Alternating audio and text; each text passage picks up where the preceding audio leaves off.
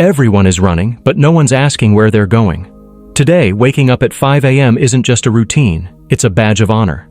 Productivity is no longer just a skill, it's a lifestyle.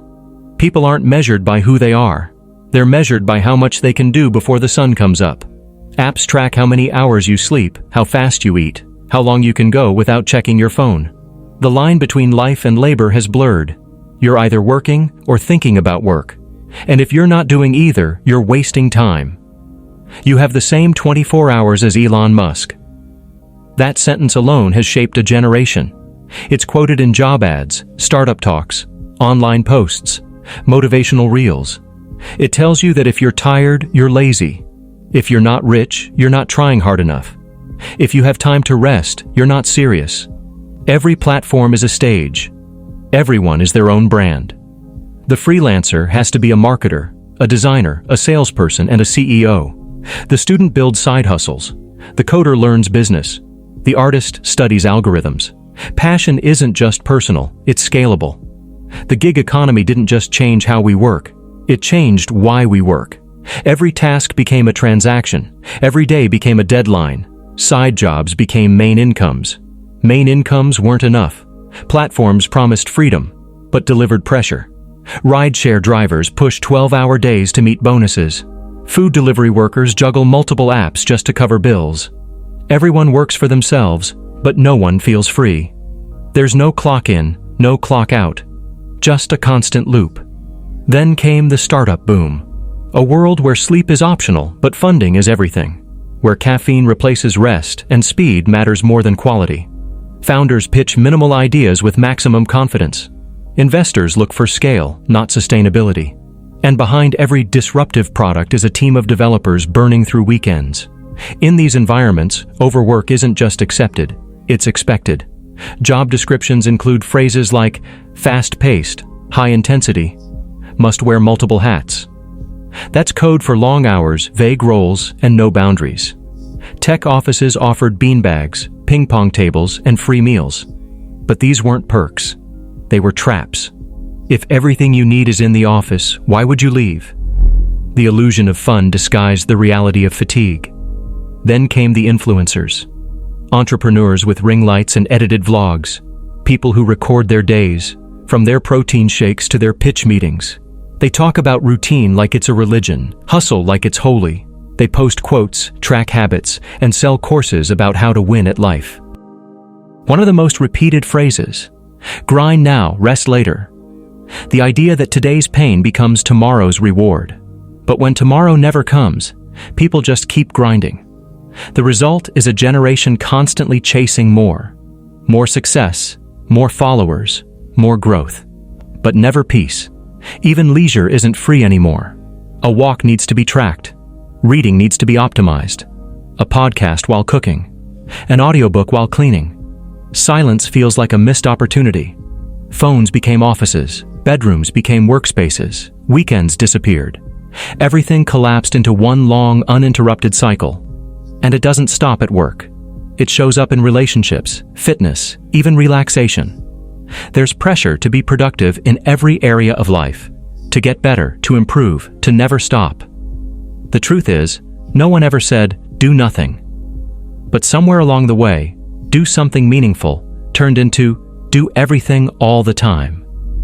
And the platforms kept growing. New productivity apps, new management systems, new ways to track every minute. It all sounds efficient, but it turns people into machines. Even kids aren't spared. High schoolers build resumes. Teenagers launch startups. Childhood is compressed. Adulthood arrives early, and burnout begins before experience. Hustle culture doesn't look like chains. It looks like ambition. It sounds like empowerment. It sells the dream of freedom while pushing the reality of exhaustion. And no one questions it, because if you're exhausted, you're doing something right. If you're not burnt out, maybe you didn't push hard enough. If you took a break, maybe someone else just got ahead. But work was never supposed to be the purpose. It was supposed to be the tool. Somewhere, that got reversed. So people sacrifice sleep, skip meals, cancel plans, all in the name of being ahead. Ahead of what? No one really knows. It's not just ambition anymore, it's obsession. And obsession, dressed up as discipline, is easy to justify. What makes it worse is that society rewards it. The person who works 70 hours a week is praised. The one who sets boundaries is questioned. The one who leaves work at 5 is lazy. The one who replies to emails at midnight is a team player. The cost is hidden. Until it's not. Because what begins as motivation often ends in breakdown. And by the time people realize it, they're already too tired to fix it. This isn't just about work, it's about how we define worth. If we only value people based on output, then rest becomes shameful. Balance becomes weakness, and humanity becomes optional. The modern world tells us that we're falling behind, but it never explains who's ahead or why we're even racing. And that's the trap. Not the job, not the dream, but the belief that unless we're constantly moving, we're not enough. But there was a time when work had a place, when life wasn't measured by hours logged or tasks completed. And thousands of years ago, one thinker noticed that most people weren't failing because they did too little or too much. They failed because they didn't know where the middle was. Aristotle called it the golden mean. And today, it might be the one thing that can stop us from burning out completely. In the last decade, burnout went from a rare problem to a common condition. It's not limited to one job or one industry. It cuts across countries, income levels, and professions. Executives, freelancers, students, they all report the same issue. Too much work, too little rest, no clear line between effort and collapse. Surveys show over 75% of workers say they've experienced burnout at least once. Stress-related conditions are now one of the main reasons people miss work. Doctors are treating patients not for accidents or infections, but for fatigue, insomnia, anxiety, chest pain. Symptoms that don't come from one event, but from years of non-stop effort. The World Health Organization classifies burnout as a workplace syndrome. It's not a disorder, it's a result. The product of long-term stress that isn't managed, relieved, or understood. It shows up slowly. People feel tired, disconnected, useless, and most don't recognize it until they've reached the edge. One example is Jason, a 34-year-old software developer. He worked at a fast-growing startup in San Francisco. He had stock options, free lunches, gym membership, standing desks, and flexible hours. But the real expectation was constant output. Late-night fixes, weekend launches, emergency meetings, all labeled urgent. Jason worked 10-hour days, then 12, then 15. Not because he was told to, but because everyone else did the same. Breaks were seen as missed chances. Days off meant falling behind. So he didn't stop. One Monday, Jason collapsed in the office bathroom. He'd ignored a chest ache for weeks. He thought it was nothing. Doctors said otherwise. His blood pressure was through the roof. He'd lost sleep, skipped meals, and hadn't exercised in over a year. He spent 3 days in the hospital. And when he came back, the company had already reassigned his tasks. This isn't rare, it's common. People working themselves into illness, all while thinking they're just being responsible. Burnout doesn't always come with a warning. It often looks like progress, more hours, more goals, more visibility, until the body stops playing along. Families are affected, parents distracted, relationships strained, friends unseen. People spend so much time earning a living that they forget to live. Stress is now normal. It's baked into job descriptions, deadlines that don't move, meetings that fill every hour, notifications that arrive even at midnight. The average employee gets interrupted over 50 times per day. Focus breaks, momentum fades. But the demands keep coming, and in response to this pressure, companies made a change. They added wellness programs, yoga classes, meditation apps, free fruit, mental health days. They called it a commitment to balance. But the real change never happened. Because while these programs were introduced, expectations stayed the same. People were still judged by response times, still expected to attend late meetings, still pressured to go above and beyond. It's what some call performative wellness. Looks healthy, operates the same, encourages recovery on the surface, but continues to drain people underneath. The phrase work-life balance gets thrown around a lot, but most people have no idea what it actually means. For some, it means leaving the office early, but still replying to messages all night. For others, it means taking vacations, but carrying laptops. Being on call even while away. The myth says you can have everything: a great career, deep relationships, personal growth, constant productivity, all at once, every day. But time doesn't stretch. Something always gets less attention, and pretending it doesn't leads to guilt, frustration, and confusion. Balance, as sold by modern culture, isn't really about peace. It's about performance, being efficient at work and perfect at home, showing up early and sleeping well, climbing the ladder and staying grounded. But those goals often conflict. You can't work 14 hours and still be fully present with family. You can't manage 5 projects and still reflect, rest, or think clearly. Yet people are told it's possible, and when it doesn't work, they blame themselves. Companies praise hustle but package it differently. They use words like passion, ownership, flexibility. They say, "We care about your well-being, but also, we need this tonight." The pressure is just hidden behind polite language. Instead of setting limits, they offer choices. But the choices aren't real. No one wants to be the only one logging off. No one wants to say no in a culture that rewards yes. The illusion continues through tech. Calendars are color-coded. Time is sliced into slots. Apps tell you when to breathe, when to think, when to drink water. But they don't reduce demands, they just help you survive them. And slowly, rest becomes something you earn, not something you need. This mindset reshapes how people see time. Every moment must be used. Every break must be justified. Even sleep is optimized, but recovery isn't optional, it's required. Without it, output drops. Mistakes rise. Creativity fades. Decisions get worse. Health declines. Long hours don't always mean high impact. Some of the best work comes from those who step away, reflect, and return. But in systems built on constant motion, stillness is treated like failure. Even those who try to step back find it hard, because the culture doesn't just come from the top. It spreads through peers, teams, social media. If others keep going, why should you stop? The cost of overwork isn't always seen in bank accounts.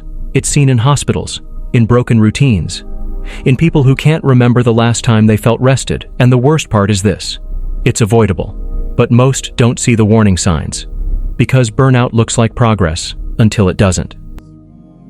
For years, people have asked how to find balance. But maybe that's the wrong question. Maybe the problem isn't how to balance everything, but why we think we have to.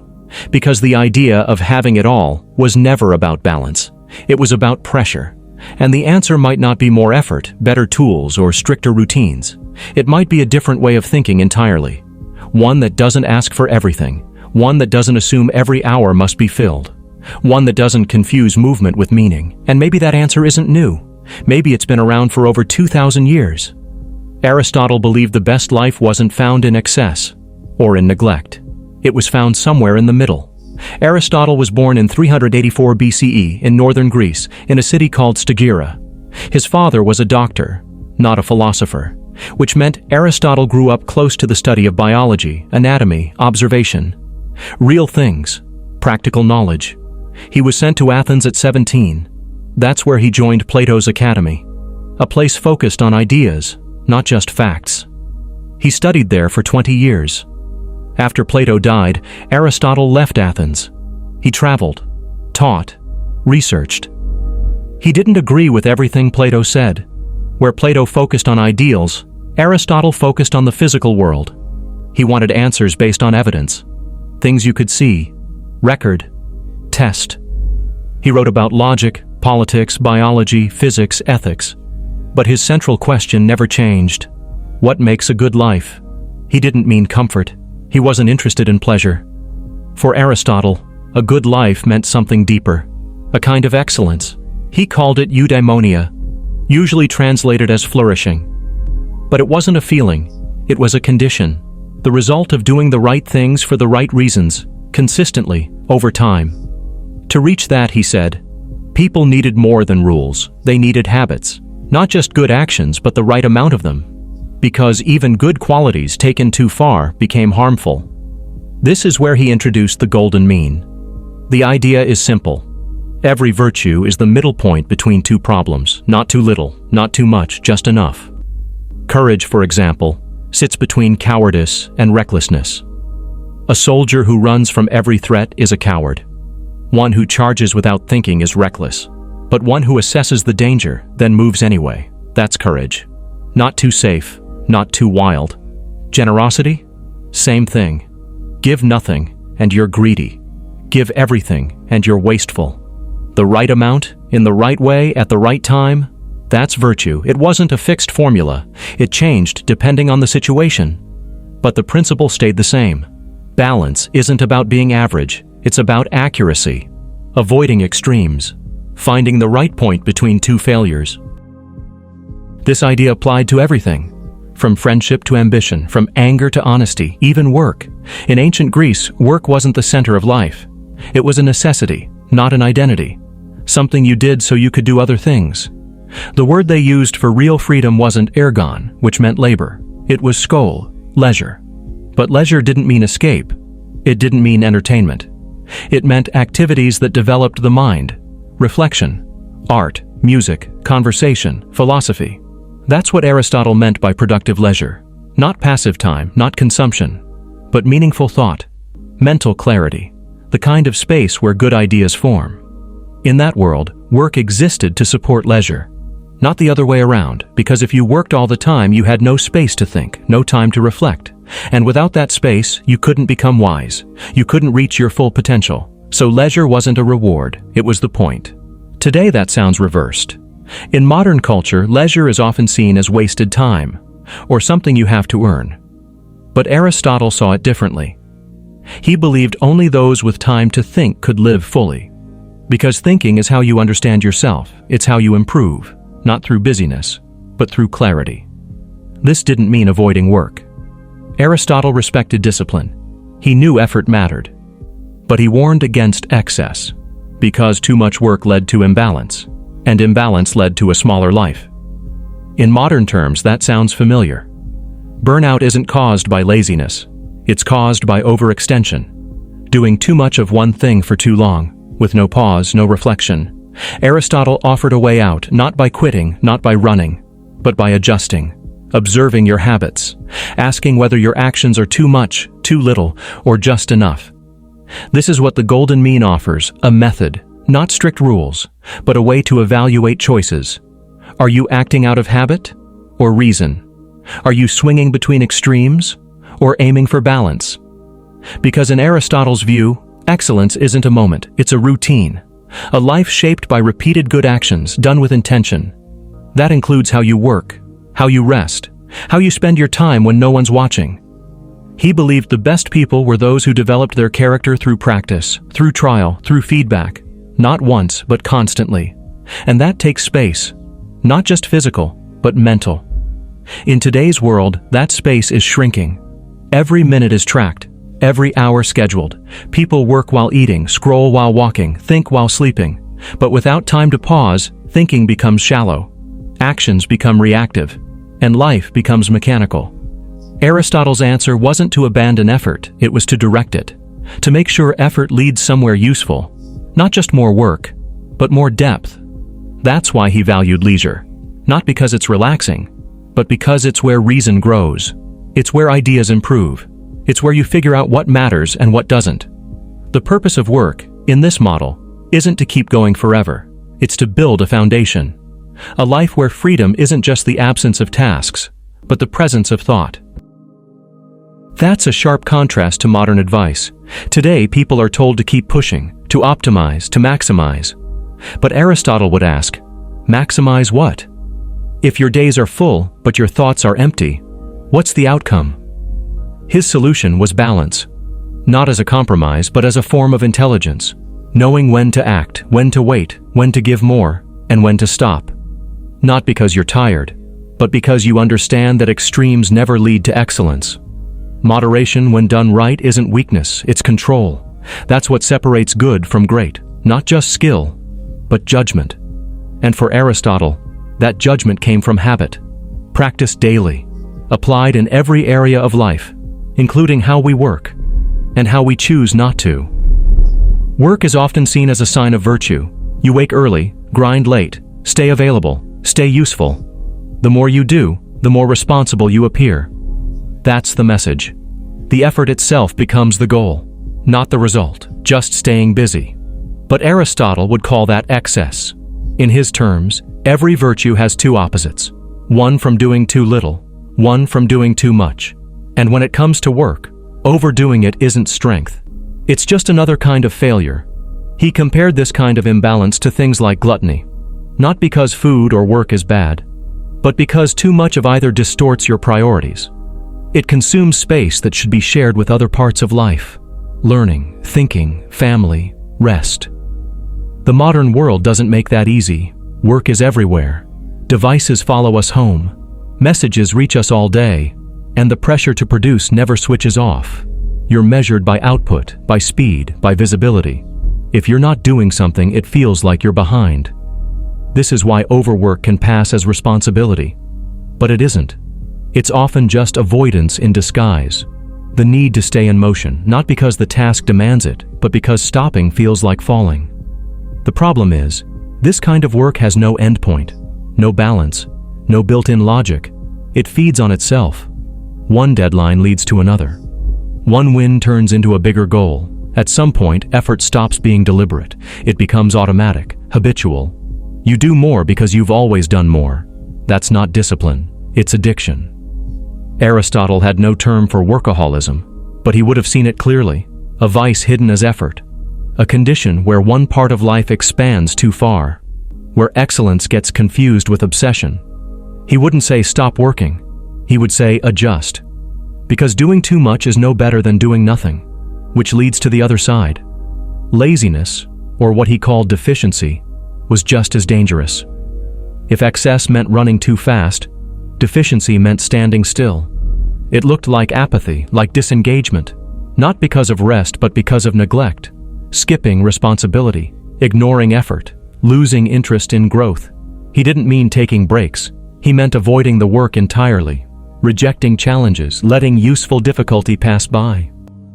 For Aristotle, this was also failure, because effort, when balanced, is necessary. Without it, potential is wasted, skills weaken, judgment dulls, and life narrows. So while excess overextends, deficiency collapses. Both lead away from virtue. The answer, again, was the mean.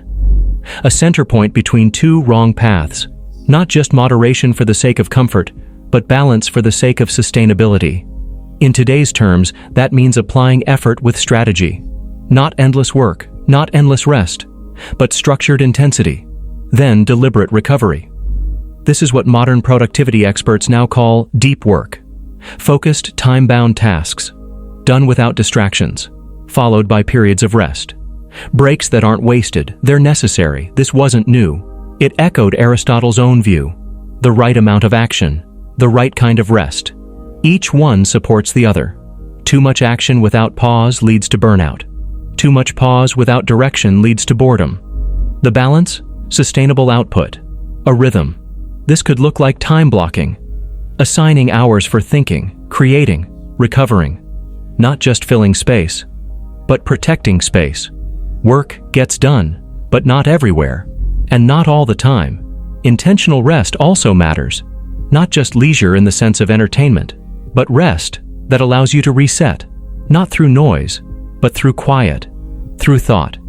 Even today, researchers confirm this. The most productive people don't work the most hours.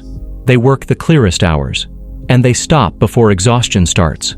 That's not a hack, it's structure. In a way, this mirrors what Aristotle said long ago.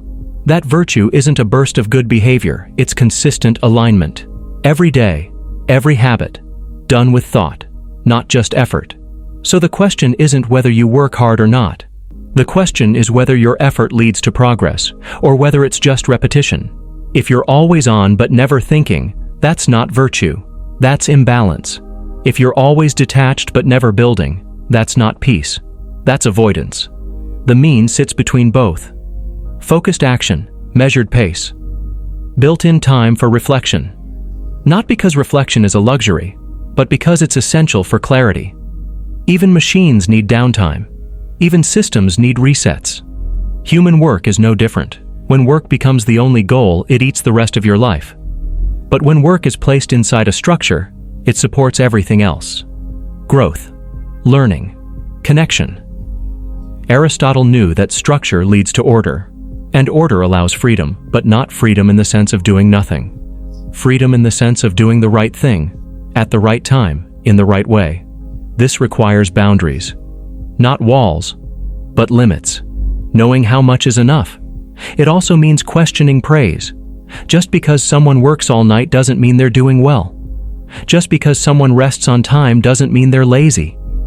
The better question is, does your pace help you grow? Does your effort lead to clarity? And if not, what's missing? Balance isn't passive. It's built through choice, through repetition, through asking the right questions. That's how work becomes virtue. Not by accident, but by alignment. And when that happens, effort becomes easier. Not because it's lighter, but because it's right-sized. The same way Aristotle described virtue, not too little, not too much, but just right. For you, for your goals, for the life you're trying to build. Aristotle didn't think of leisure as escape. It wasn't a pause from life. It was life. He said we work so that we can have leisure, not the other way around. And that single idea flips the modern schedule upside down. Today, most people rest just enough to return to tasks. Weekends, breaks, even vacations. All built to charge you up so you can get back to doing. But that wasn't Aristotle's logic. For him, leisure wasn't a recharge station. It was the end goal. Because in leisure, we think. In leisure, we learn. That's where growth happens. Not just the kind that's tracked by output, but the kind that builds judgment, wisdom, and direction. Work gets things done, but leisure shows you what matters. In ancient Greece, they had a word for this, skol. It didn't mean laziness, it meant space. Time that wasn't filled with noise. Time left open for something higher than tasks. Reading, discussion, reflection. These weren't hobbies. They were essential. The Greeks believed only free people had time for leisure. Not because they didn't work, but because they weren't trapped by it. They used their energy to build something permanent. Ideas, arts, ethics. And they needed silence to do that. This wasn't entertainment. It wasn't distraction. It wasn't binge-watching or scrolling. It was clear space, used to think. Not to escape effort, but to guide it. Aristotle argued that the best kind of life isn't full of constant doing. It's full of meaningful being. And you can't get there without leisure. Compare that to today. Schedules are packed. Meetings roll into emails. Downtime gets filled with screens. Even hobbies turn into side hustles. Everything must have a goal, and every goal must lead to results. There's no empty space, no room to think for its own sake. Even rest is branded. Mindfulness becomes another productivity tool. Meditation becomes a task. Silence becomes uncomfortable. Stillness feels like slacking. But that's not leisure, that's just another version of work. Noble leisure is different. It doesn't produce anything you can sell. It doesn't aim at likes or metrics. It doesn't lead to hustle. It allows you to be with your own thoughts. It gives space for curiosity. It leads to clarity, not because it forces it, but because it allows it. Reading for no reason. Walking without a destination. Talking without a script. These are not wasted hours. They're where real insight begins. That's why Aristotle believed leisure is the highest use of time. It's when we're most fully ourselves, not caught in systems, not reacting to pressure, just existing on purpose. So how do we apply that now? Start by separating rest from recovery. Rest that only prepares you to work again is useful, but it's not leisure, it's fuel. Leisure doesn't prepare you, it transforms you, but only if it's intentional. That means putting space into your week that doesn't have a function. Not just open time, but free time. Time where you don't need to measure, or explain, or justify. Time where goals don't exist.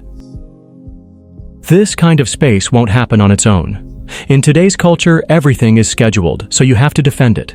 That means putting unproductive time on your calendar, just like meetings, just like calls. Except it's for nothing. And that nothing is the point. You don't need hours every day.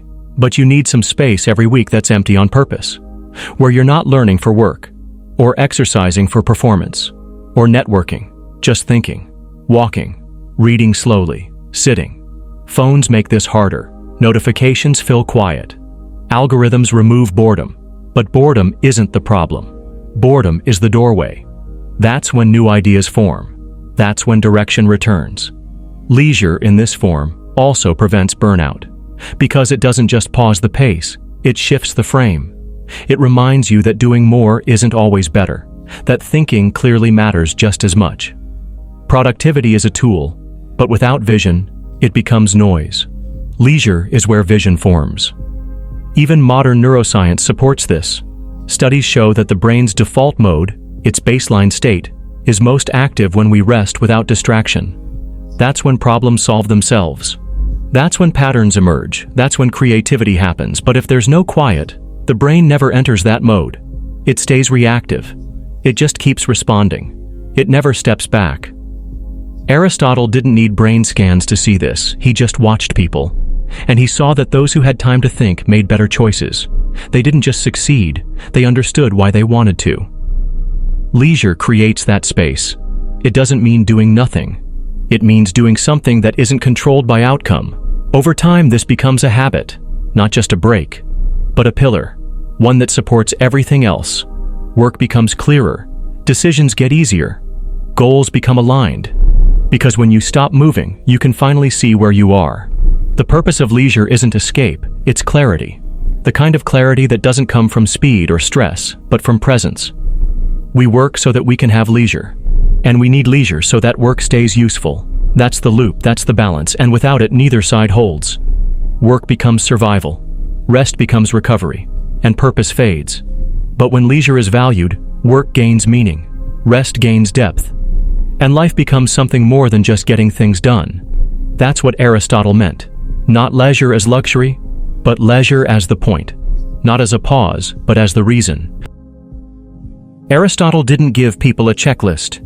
He gave them a method.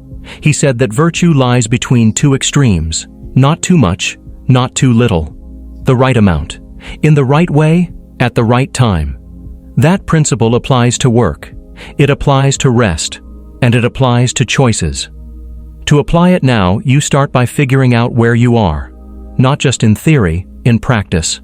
Ask a simple question. Are you doing too much or too little? Most people lean toward excess. Too many hours. Too much pressure. Too little sleep. Others lean toward neglect. Missed goals. No structure. Numb scrolling. Disengagement. Neither is balance. Both are problems. Aristotle called these the vices of excess and deficiency. One pushes too far, one doesn't push at all. Virtue sits in the middle. Not as a compromise, but as a measured point. And that point shifts depending on context. For example, an entrepreneur might work long hours during a product launch. That could still be balance if it's done with purpose, not compulsion. But if those hours continue long after they're useful, it's no longer balance. It becomes obsession. A student might need intense study before exams. But constant cramming with no room for sleep or perspective leads to burnout. That's not discipline. That's excess. A parent might feel pulled in every direction. Work, home, errands, emails. Here, the golden mean isn't symmetry. It's clarity. Choosing what matters most and dropping what doesn't. Balance doesn't always look like equal time. It looks like alignment. Matching effort with intention. Not reacting. Not avoiding. Choosing. And to choose well, you need structure. One way is through time blocking. Divide your day. Work hours. Rest hours. Quiet hours. Each one gets a lane, and those lanes don't overlap. When you work, you work. When you rest, you rest. When you reflect, you don't multitask. Another way is through constraint. Limit how much. Set boundaries. Cap the number of meetings. Define a stop time. Say no to more tasks. Say yes to stillness. These aren't hacks. They're boundaries. And boundaries create freedom. Not the freedom to do anything, but the freedom to do the right things well. Work should be meaningful. But meaning without limits becomes a trap. A job that follows you home. A business that eats your health. A mission that replaces your life. So work must also be bounded, contained, kept in its place. Not as something to escape, but something that doesn't overflow. Then there's leisure, but not the kind sold by apps, not passive, not lazy, real leisure. The kind that restores thinking, the kind that gives space to ask questions, to read something slowly, to sit with silence. That kind of rest resets direction. And then there's virtue. The third piece. Without it, balance becomes comfort. You rest because you're tired. You work because you must. But with virtue, there's aim. You work because it serves something. You rest because it restores something. The ancient Greeks didn't chase efficiency, they chased excellence. And that meant asking one question again and again. Is this choice helping me flourish? Not succeed, not survive, flourish. That means choices aren't based on emotion, or trend, or pressure. They're based on purpose, and that requires attention. You can't build a balanced life by copying someone else's schedule, because your life isn't theirs. Your roles, your stage, your needs, they shape your golden mean. What balance looks like in your 20s won't be the same in your 40s. What works during exams won't work during holidays. What fits during a crisis won't fit in peace. So balance isn't static. It's responsive. You have to keep checking, keep adjusting. Think of it like tuning an instrument. The right note isn't fixed.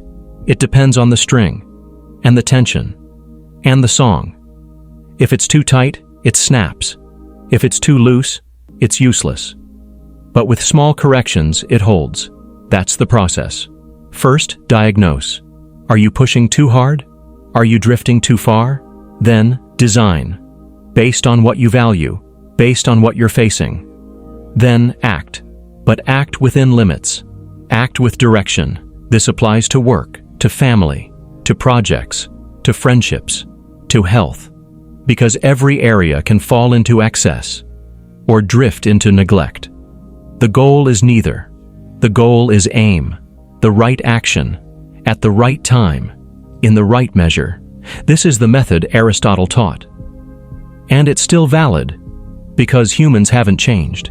They still chase too much, or settle for too little. But between both sits something stable, something grounded.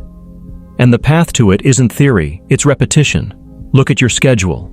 Look at your energy. Look at your patterns. Cut what doesn't fit. Keep what matters. Add space. Use tools if needed. Apps, calendars, journals. But don't let tools replace thought. Because only you can tell what balance means for you. No system can decide that. But with awareness and with intention, you can build it. Not as a perfect plan, but as a flexible pattern. And once you do, you start seeing more clearly. Work stops feeling like a race. Rest stops feeling like guilt. And choices become cleaner. Not easy, but aligned. That's what Aristotle offered. A frame, a logic, a method. And it's just as useful now as it was then. The modern world measures life by output, by hours clocked, by promotions reached, by how much is done and how fast. But none of this is new. It's just louder. Thousands of years ago, Aristotle asked something else. He didn't ask how much a person worked. He asked whether they were flourishing. To flourish, in his words, wasn't about comfort or luxury. It was about living with purpose, choosing well, practicing virtue, and thinking clearly. It was about living as a human ought to live. Fully, wisely, intentionally. He used the word eudaimonia, translated poorly as happiness. But it meant more. It meant fulfillment, not fleeting highs, not busy days, but steady growth toward the best version of yourself. And in that version, work wasn't the goal. It was just one part. It had value, yes, but it wasn't ultimate. The modern idea that work is identity, that a job defines worth, that wasn't Aristotle's view. To him, work was useful, but it wasn't the purpose of life. The purpose was balance. And balance wasn't a passive state. It took thought. It took virtue. It required saying no to excess and to laziness. And it didn't happen by chance. It had to be built. So he laid out the method, the golden mean. Find the middle between extremes, not as compromise, but as excellence. Courage wasn't fearlessness. It was acting despite fear. Generosity wasn't giving everything. It was giving wisely, and in the same way, the good life wasn't doing everything. It was doing the right things, for the right reasons, at the right time. That included work, but it also included rest, study, friendship, politics, art, community. Because the good life, to Aristotle, was active. It meant taking part in the world. It meant shaping character. It meant using reason to make choices. Today, this sounds unusual, but only because the standards changed. Now the grind is praised, the busier the better, the more connected, the more valuable. But results don't mean meaning. Movement isn't progress. A packed calendar doesn't equal a good life. And slowly, more people are starting to see that. Burnout rises, stress spreads, meaning fades. And in that collapse, ancient ideas start to sound new again. The golden mean isn't outdated. It's radical. Especially now, when everything pushes toward extremes. You're either hustling 24/7 or detached, always online or completely checked out, constantly chasing or refusing to try. Aristotle said no to that. He offered a third path: measured action, reasoned effort. Enough pressure to grow, but not break. He taught that excellence comes from habits, not talent, not chance, but practiced choices. And he said the goal wasn't productivity, it was arete, virtue, the strength of character that leads to wise living. That's the revolution, not quitting work, not escaping challenge, but redefining success, not as wealth, not as fame, but as living rightly. This means your value isn't in how much you earn, or how fast you climb. It's in how well you think, how you treat others, how you manage yourself. It's in how your choices align with something deeper than short-term gain. To live the good life is to reject the noise, to ignore the pull of trends, to choose the difficult middle between extremes, not passive, not rigid, but stable. That stability creates space to read, to question, to rest, to contribute, to build connections, to reflect, and it's that space that sustains flourishing. Because life without reflection becomes mechanical. You move, but you don't direct it. That's why Aristotle placed reason at the center. Not cold logic, but thoughtful awareness. Choosing from understanding, not impulse. And that's what most are missing today. Not time, not energy, but clarity. Clarity about what matters, about what leads somewhere worthwhile. And when that clarity returns, priorities shift.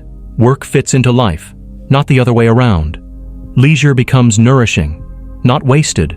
Virtue becomes the standard, not performance. And suddenly, the idea that balance is weak, that rest is failure, starts to collapse. Balance isn't less, it's more. More space, more wisdom, more perspective. It's the opposite of burnout. It's fuel for a long, consistent, deliberate life. The ancients weren't against achievement. They were against chaos. They believed discipline mattered, but only if it led to something worthwhile. That's what's being reclaimed now. Not ancient rituals, but ancient clarity. Not old systems, but tested ideas. Because what worked for a Greek philosopher facing political instability, economic change, and competing values works now. Different setting, same principles. You don't need to live like Aristotle, but you can think with his lens. And through that lens, you start asking better questions.